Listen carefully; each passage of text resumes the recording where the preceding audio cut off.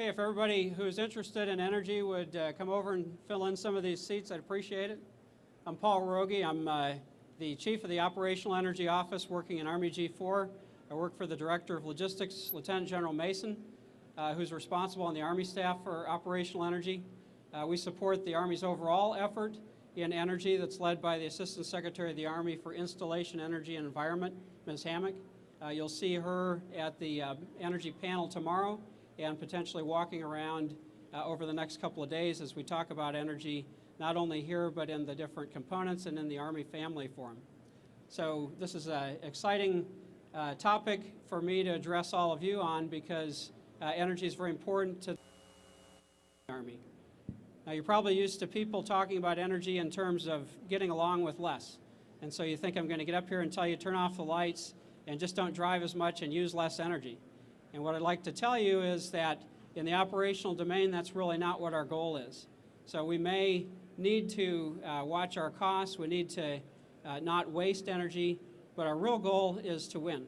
So we use energy to prevail in the operational domain, and that's really our goal. So just to sort of give you a background of why we think about that, think of what energy does for military operations, think about why we're even talking about energy. So back in the Civil War, people pulled their cannon around with horses. They looked for forage for the horses. They gathered wood to cook dinner, and they didn't really have this whole energy mindset. They just sort of lived on their own, and they fought against the enemy. But energy wasn't on the screen. Well, if you fast forward into say World War II, we started having things like radar, trucks, ships that steamed across the ocean, and so energy started to enable all these great operational capabilities that allowed us to see beyond the horizon, plan, and conduct operations very quickly and look for a significant edge over some kind of a more sophisticated enemy. And so energy becomes one of the critical components of this operational capability that gives us the edge that we enjoy today as the world's foremost fighting force. So that's why we care about energy. Now, what you see in the news is the consequence of that. Because it takes a lot of energy to power some of these capabilities, we have to provide for that sustainment. And we end up running long convoys across Central Asia or through Pakistan, and that can become a very difficult challenge, and it can divert a lot of operational forces from the mission that they went there to conduct. So that tells us that it becomes important when you have these energy-related capabilities to use energy wisely. So how do we do that? Well, think about a couple of examples of other resources that we have that share similar characteristics. So think about information. A few years ago, we started to get computers, we had radios, we have various applications that we use out there in the operational domain that use information. And we had problems with bandwidth. You couldn't get enough satellite time to get information out there, and people said, well, don't use so much, okay? Well, if you tell operators don't use so much information, you're going to really detract from their operational edge. What they really need to do is work on ways that information better supports their operations. So we work on mission command, we work on better computing, better data mining, better techniques to use information to support the operation. And by the way, we end up coming up with ways to manage the bandwidth and the computing speed and the buffer storage capacity on your hard drives. So ammunition is another example. If you come back from patrol, you ran out of ammunition, the squad leader doesn't just tell you, don't shoot so much next time. He works on marksmanship, work on fire discipline, work on other ways that you can use ammunition more effectively.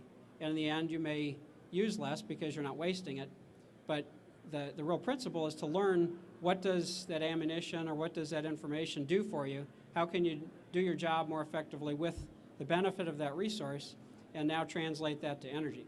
So what we're working on within the Army is something we call energy-informed operations. And what we want to do is to inform all of the soldiers, all of the leaders, build into our staffing procedures and our operational management techniques. How do I use energy to the greatest net operational benefit? So if I'm on a dismounted patrol and I have to carry everything with me, then I really need to learn what to turn off, what to carry or not carry, what can be shared between squad mates so that we can last longer out there on patrol, because again, I'm either carrying everything with me or finding a way to resupply it while I'm on patrol. If you're in some kind of a base camp on the forward edge and it's in hostile territory and it's difficult to get an aerial resupply, then you really need to think about what you run or don't run on the base so that you don't have to run refueling convoys very often. What you can do then, if you're energy informed, is you shift some of those sustainment operations, the hot food, the rest, the hot showers, you move those to places where you have greater access and it's easier to get the energy there, and the guys go to the base camp in the rear once in a while and they get a chance to rest. So you really think about where can you perform each of these functions in the best way, and that's going to become even sort of a broader notion as we look into future operations. We have something we call globally integrated operations, and we're trying to coordinate space and cyber, people maneuvering on the ground. So it's going to become a really interesting concept to weave into these global operations and to consider in that context, how do I use energy to the greatest benefit, and how can I manipulate the different functions that I'm performing. So as we've looked at this energy idea, we've come up with a few basic concepts, and there are 3 grand challenges that we've identified in our strategy I want to just sort of touch on. First of all, we realize that in order to achieve this energy-informed operation capability, we need to really know what we have. And so today, if you're running a radio or you're running a flashlight, you may not even have any idea if you're running low on your battery. We don't know, in general, how much energy we have, how fast we're using it, when we're going to get resupplied. And so you need better situational awareness and the ability to manage energy. So awareness and the ability to manage is the first grand challenge. So the second challenge is to reduce our footprint. We need to just think lighter. So that doesn't mean simply use less. It means to be thinking more in lean terms. And so if you're a backpacker, you might understand that. You know, I've known backpackers that throw the joker away in their playing card packet, and they cut the handle off their toothbrush because they're just thinking lean. And so if you do that in principle, then there are a lot of things that you sort of cut out, and you do pay more attention to what you're using your energy for, and you prioritize things. And then the third grand challenge has to do with alternatives. So a lot of us look at solar panels, we look at wind turbines, and we think, well, gee, that's saving me energy and I don't have to buy as much fuel, and that's true. But over in theater, when we've given the soldiers or the Marines the solar panels that they can recharge their batteries from and run on some of their critical gear, what they really notice is that they have alternatives. And so if things go sour and you can't get a resupply convoy in, and we go another couple of extra days before we have the ability to resupply, at least they have something to run those radios. And so availability of alternatives is really the third grand challenge. It's not just use less fuel, it's have more than one way to supply the energy for the things that you need to do.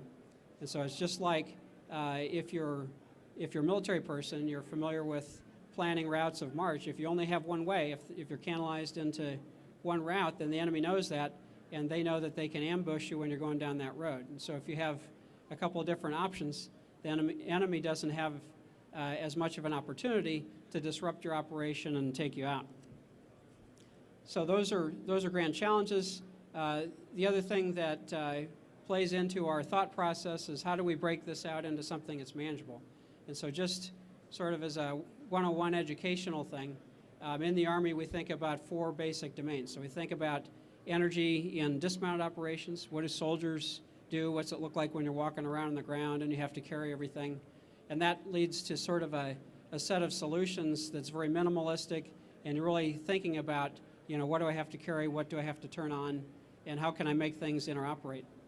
The second one is mounted maneuver. You think about the vehicles, the tanks, the trucks driving around.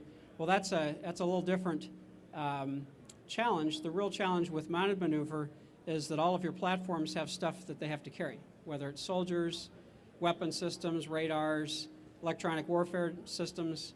And so you've got a lot of interoperation between the platforms and the systems that they have to carry. And so there's a lot of onboard power issue. There's a need to network sometimes the vehicle with either the soldier that's on board, the weapon system, or even the base camp where they come in to recharge. So the third domain is air maneuver. So you think about helicopters flying around, that's quite a different challenge. They don't really plug into the forward operating base particularly, but aircraft are off on their own, and so the reach becomes very important. And so we're working on a significant improvement to a couple of the helicopters to give them greater range and ability to cover a lot of the territory. And then base camps finally, is really where you sustain the force and you use a lot of energy, and so you need to worry about how to be efficient in performing those functions and supporting life out there. So that's kind of how we break it down. So to tackle all that, what we're doing within the Army is trying to build energy into our policies, procedures, our training, our organization, equipping, and ultimately we're going for a culture change. And so here at AUSA, we're kicking off what we call a campaign to achieve energy-informed culture. And so we've got an energy panel in the morning. We have several other events where we're going to talk about energy in the family context, in the reserve component, National Guard. A lot of the presentations you see will include people talking about this energy thing. And our goal is that people learn how energy relates to the things that they do every day, not just out on patrol, but at home. What's really important to you driving, living at home, keeping your house warm, keeping cool. And then learn, just like you've learned with your cell phone, how to use it effectively, how to work the apps. How do I use energy effectively? And what's my energy app to help me do my job better so that when we're doing not only our everyday job, but when we're over in theater someplace operating, it just becomes second nature, and that helps us to maintain that operational edge that keeps America on top. So I'd like to end with that in terms of remarks and share any comments or questions that you have.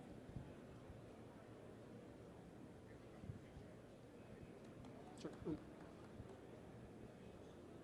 No questions?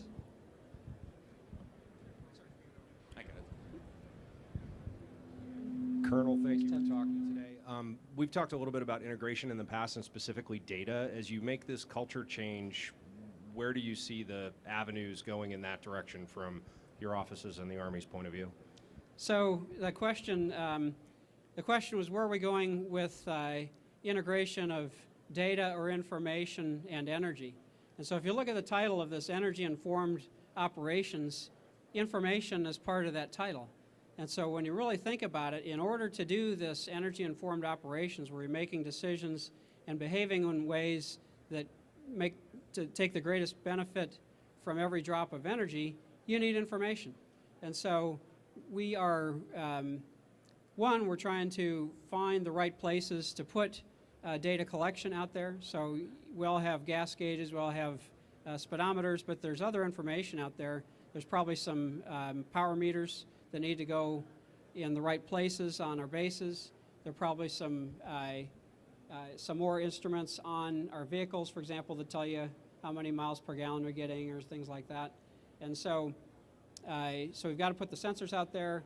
As we do our analysis and our wargaming, we have to learn what are some of the indicators, what are some of the sort of rules of thumb that help you make those decisions. And then ultimately in the planning and the strategic level, we need to understand, planning factors and threshold for like resupply. And so all of those have to do with having information, doing some analysis, doing some monitoring so that you can support those decisions. And that fusion of information and energy is something that we're going to see not only in military operations, but I think you'll find that more broadly when you look at energy in the environment. Smart buildings, smart grids, you're going to see a lot more smart energy things out there, and so that all comes from tying information and energy together.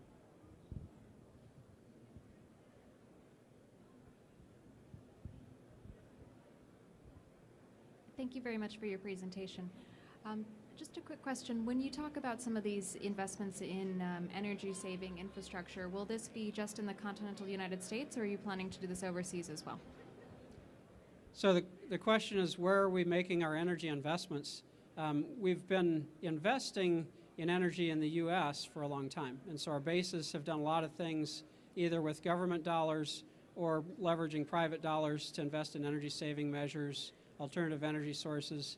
In our operational force, it tends to be military investment. And so the Army has put millions of dollars over the last couple of years. A lot of it's been operational funding to improve the generators. We're fielding a new generation of generators today. We're putting microgrids in base camps so that we can network those generators together and have more efficient, reliable power on the base camps. We're buying better soldier power systems, these vests with rechargeable batteries and networking capabilities so that all of your devices can be recharged from this one rechargeable battery, and that plugs into the solar panel or the vehicle or the wall or any source that you can come up with. So in the operational force, we're investing in a range of capabilities from the soldier to the base camp needs. And then in our domestic installations, we're really looking for, especially for ways that we can maximize the progress by getting private investment and then pay that off through buying the energy or saving the money over time.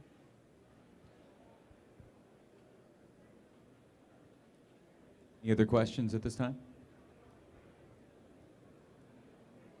Okay, if there are no other questions, we have a little information trifold sitting in the back on one of the chairs, and so if you want to know more about operational energy or find a website, you can pick one up in the back. Thanks. Thank you for your presentation, sir.